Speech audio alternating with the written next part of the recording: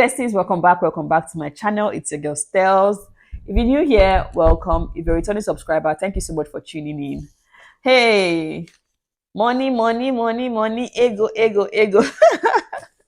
Click the like button. Let's celebrate our wins. How many millions did I earn from YouTube in 2024?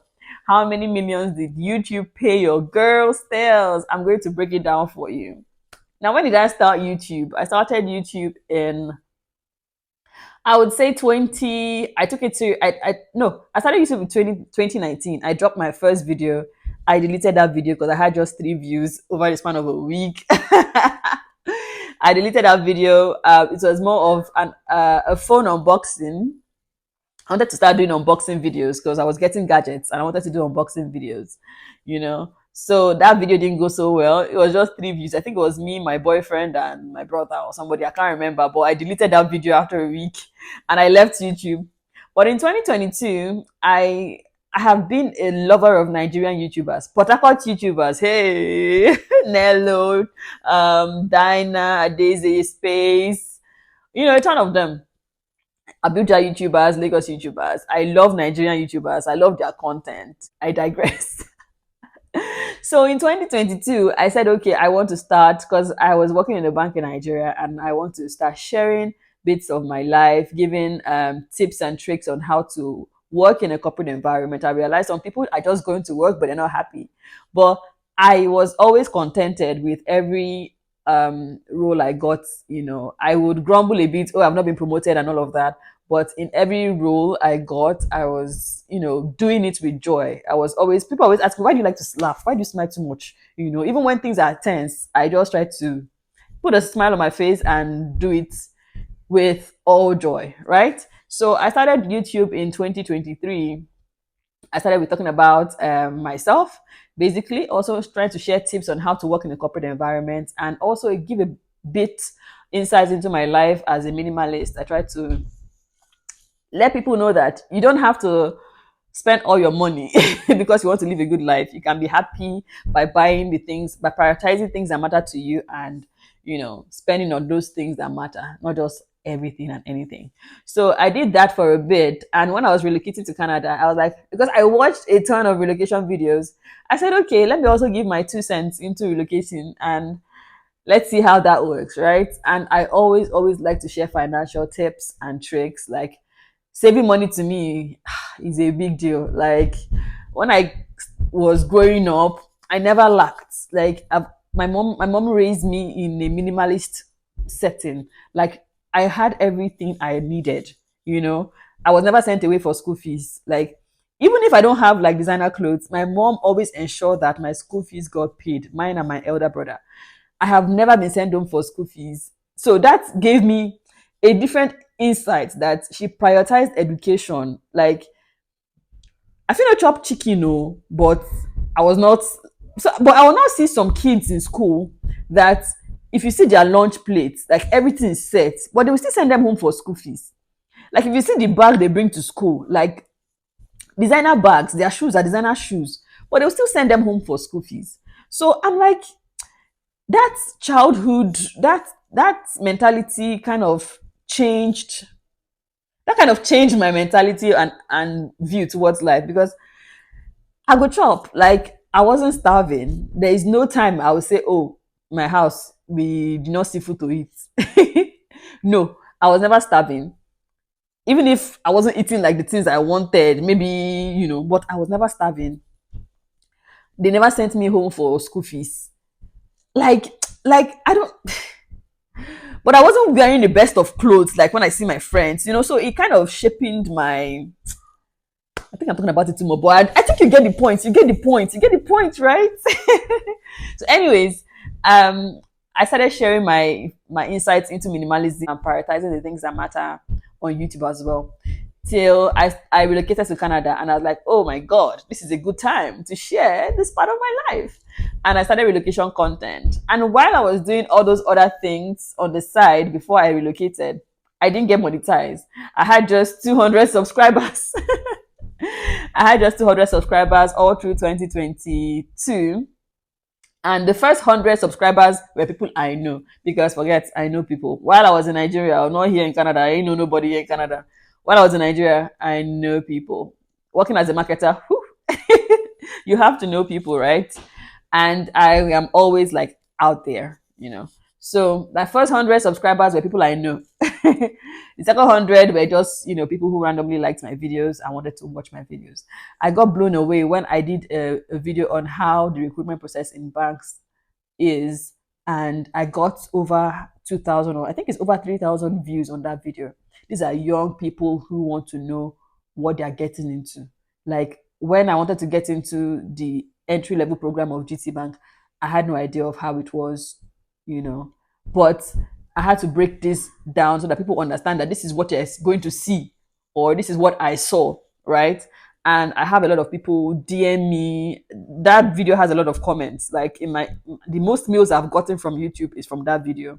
People emailing me, asking me for help. Some people asking me, did I have to study banking and finance or accounting? So many questions regards that. So I was really glad that that video could help some young people, right?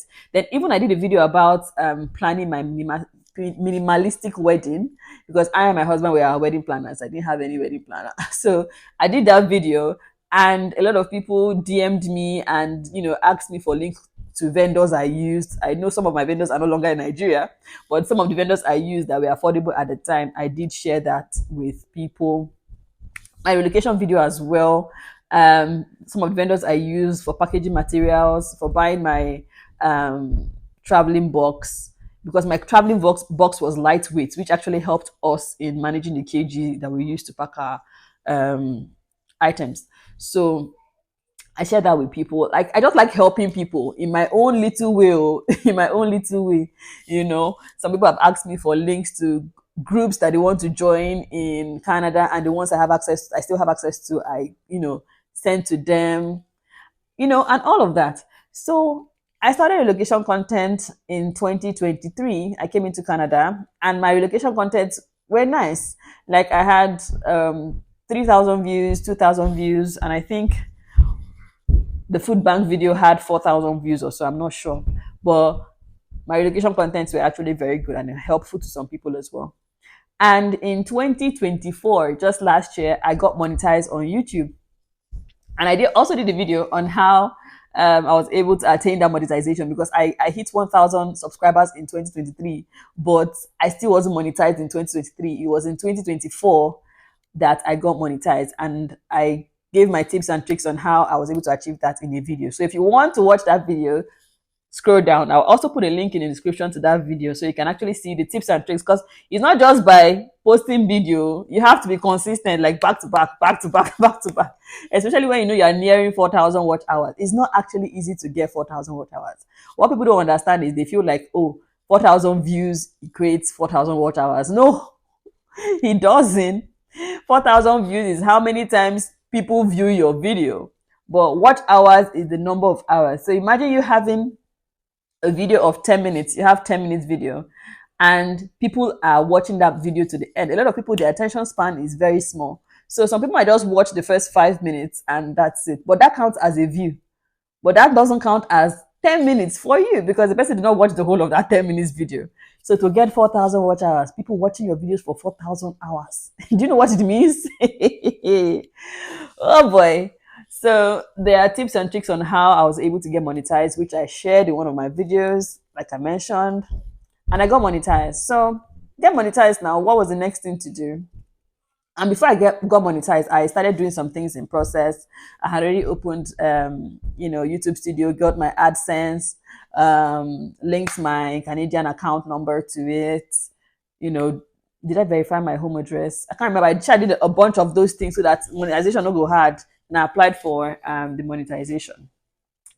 Then when I got the monetization, now I was like, okay, now it's time for the money to be rolling in. Like, let the cha-ching be rolling in.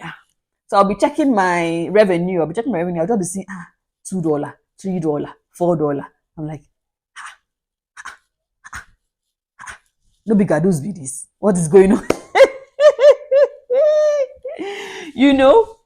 So I'll just be, I'm like, come on, let me take a break. So I took a short break from YouTube because that was when I was trying to plan to read my CBAB, and YouTube wasn't encouraging, the money wasn't giving. I was like, okay, let's take a break. So I took a break to understand a lot of things, but it was just, for a video, you do a video, you take your time, you create content, like you before I even come to talk, it's not just, I don't just pick up the camera and start talking. I have a line of questioning in my head. What would people want to know? What would they want to, what would they, what information do they want to derive from this video? So imagine the planning behind the video, right? Then sitting down, the time it even takes to plan, then sitting down, creating the content, and all these things you see out there. If you see a 10-minute video, believe me, I've shot that video for 15 minutes and I had to edit out some of the ums and ahs out of the video. So imagine me sitting down for 15 minutes, or let's say sometimes 20 minutes. It depends on how long the video is or how bulk the information is to pass across, and taking my time to edit that video so that you don't get bored with the ums and ahs, and getting $3 from a video, you know? So I'm like, how are we gonna do this? How are we gonna blow? And I'm like, so my first YouTube paycheck in 2024, I can't remember the month. It was not encouraging enough for me to do a video. But because I'm like, I've gotten over it, like YouTube now to me is just like me going here to have fun. Any revenue that comes out of it, fine. I have a job that pays me. So here, I'm just here to share information and knowledge.